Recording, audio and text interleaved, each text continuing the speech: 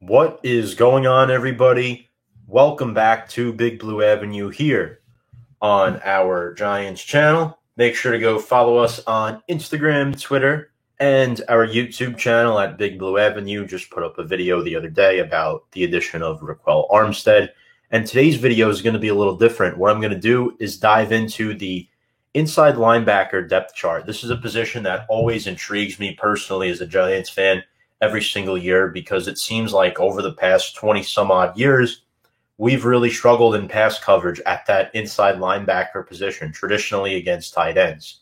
You could ask guys like Jason Witten, Chris Cooley, Zach Ertz, that kind of blew us up for years. So I think it'll be interesting to evaluate this position group here today.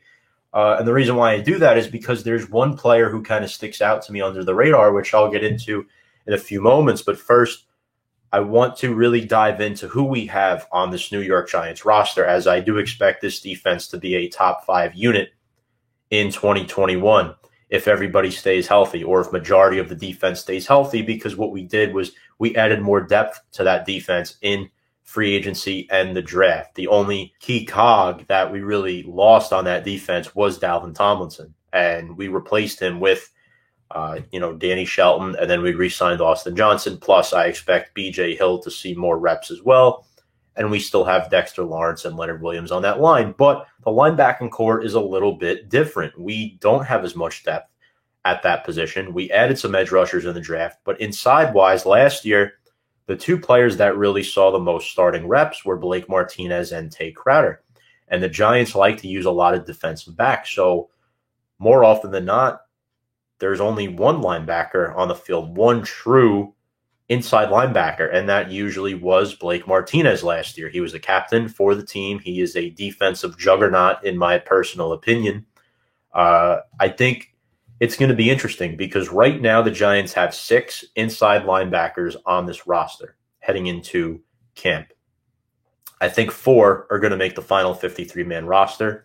Now, I know it's way too early to make predictions, but I will give you a general idea of who I think the 4 will be in this video here today, folks. I think Blake Martinez, entering his 6th season in the NFL now, is going to be more dominant than ever. He started all 16 games last year.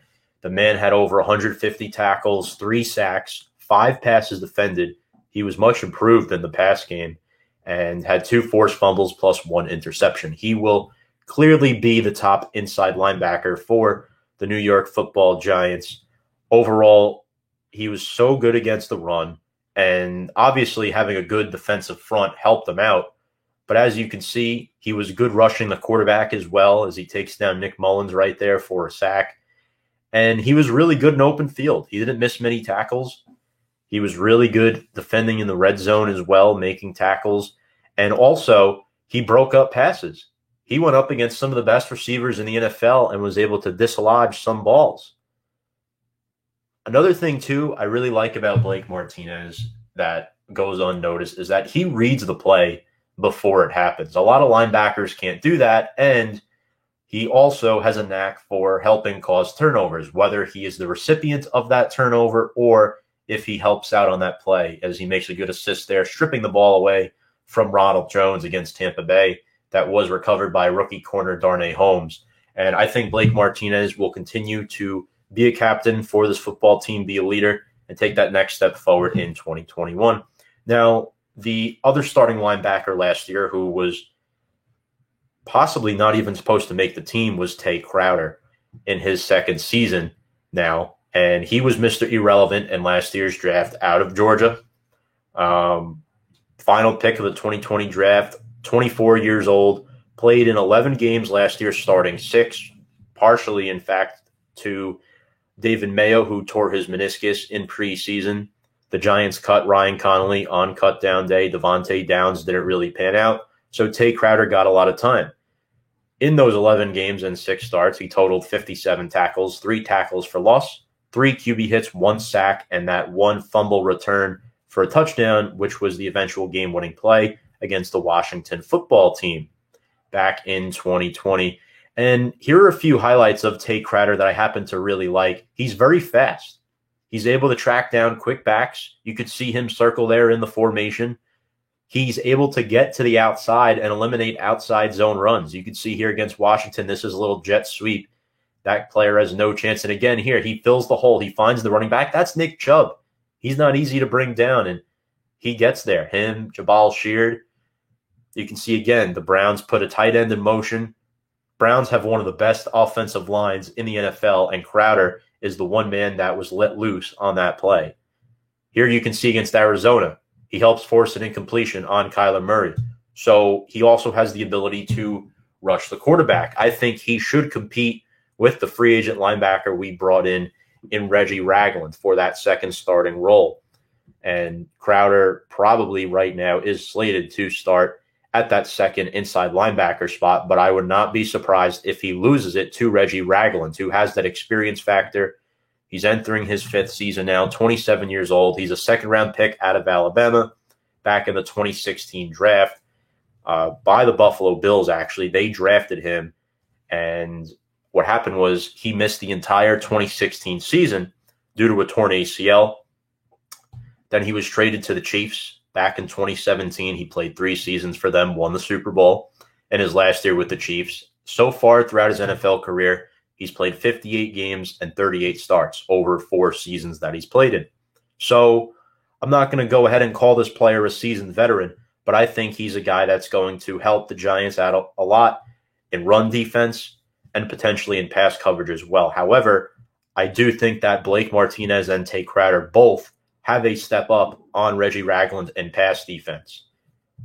In 2018 was the season where Reggie Ragland produced his best numbers. He started 15 games for Kansas City, and he had 86 tackles and 1 interception.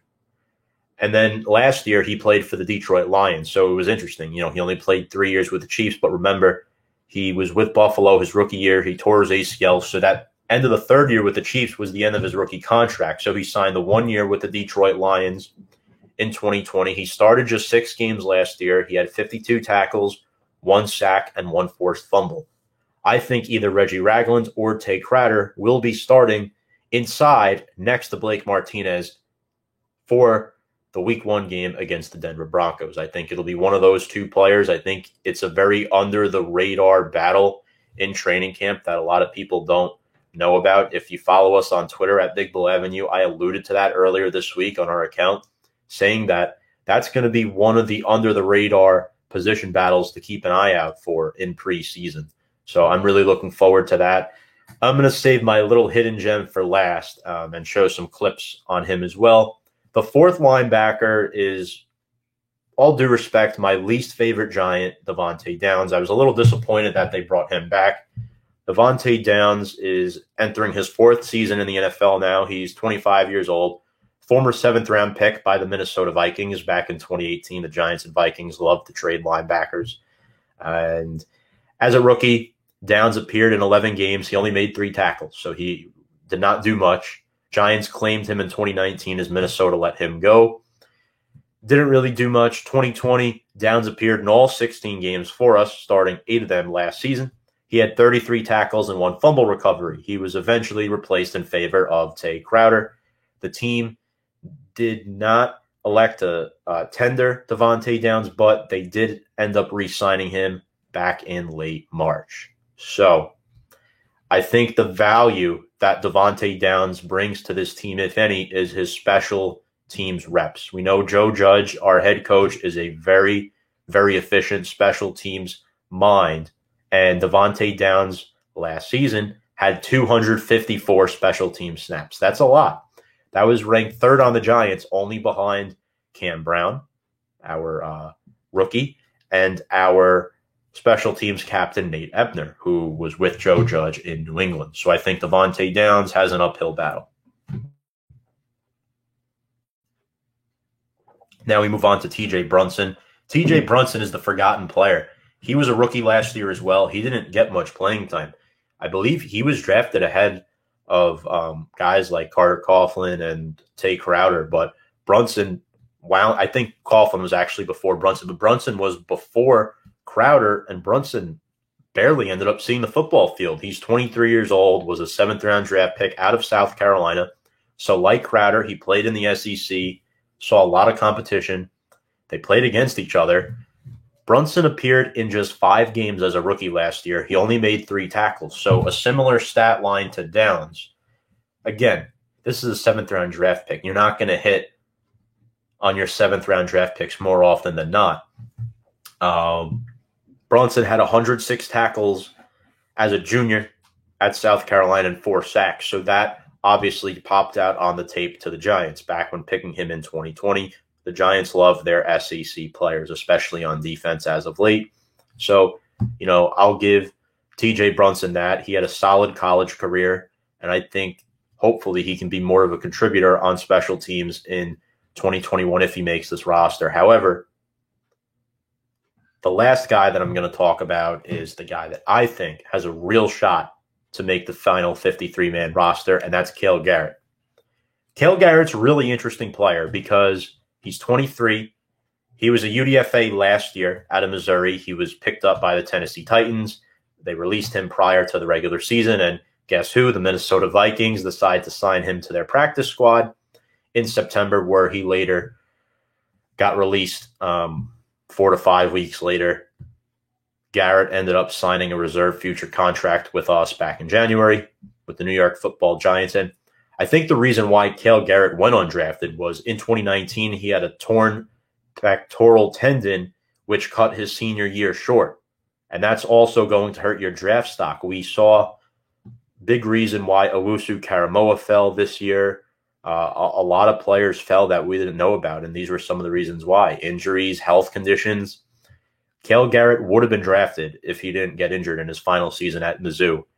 At the time of his injury in 2019, Cale Garrett led the SEC in tackles. He was named SEC Defensive Player of the Week twice within the first 5 weeks of the season. Now process that for just a second. SEC football, first 5 weeks of the season, 2 of them, he was named SEC Defensive Player of the Week.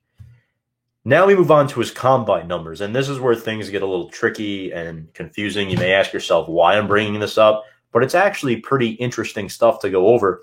In 2020, Cale Garrett had the slowest 40-yard time for that inside linebacker position, but his shuttle was 7th fastest in the entire combine. His 3-cone was also 11th fastest in the entire combine and 2nd among linebackers. So that's a little tale of 2 different tapes right there, folks. His 40-yard was awful, but his 3-cone and his shuttle were much better. In fact, they were outstanding. As a junior, he had 106 tackles. As a sophomore, he had 99, including 2 picks, 10 tackles for loss, and 3 sacks. And then last year as a senior, this is in 5 games as a senior last year. Remember, his season got cut short. 39 tackles, so he's averaging just under 8 tackles a game. 4 tackles for loss, 1 sack, 3 picks. 2 of those picks were returned for a touchdown, and he also recovered a fumble for a touchdown. So he scored 3 defensive touchdowns in 5 games. That's very interesting. Now we're going to go over some of his film and why I think Cale Garrett will be the 4th inside linebacker behind Blake Martinez, Tay Crowder, and Reggie Ragland to make this final 53-man roster. As you can see here in slow motion, he's wearing number 47 in white, going up against Florida, making a nice tackle in the backfield. Here he is again in black, bringing down the running back. Very nicely done. This is against Alabama. Look at that. Keeping the back short. He's going up against some tough linemen. Alex Leatherwood in there. He's very good in the run game. As you can see here, he makes a nice tackle in open space on the tight end. And now this is the clip that I really like against Tennessee. He shoots the gap nicely between 2 linemen, helps make a play in the backfield. So those are just some stats and highlights on Cale Garrett that I wanted to go over with you guys. And I think he's the hidden gem in the inside linebacker group. I think the one issue with him is will he be able to play at the level he once did prior to his torn pectoral tendon? That's what concerns me. If that injury, doesn't really help his case, I'd expect the Giants to either carry TJ Brunson or Devontae Downs as that fourth linebacker. I hope to God it's not Devontae Downs, but we will see. I think the battle between Garrett, Brunson, and Downs will be very interesting in training camp. And the Ragland-Crowder battle. So there's two different battles, in my opinion, at that inside linebacker position. So, folks, let me know what you think of this video. Let me know which group of linebackers you think will make the roster on the inside. Will the Giants carry 4? Will they only carry 3? Will they carry more? I don't know. I think we're carrying a lot of edge rushers, so I think 4 is the number at inside linebacker. Blake Martinez, Tay Crowder, Reggie Ragland, and Cale Garrett is my early prediction for the New York Football Giants heading into 2021. As always, if you like this video, make sure to subscribe.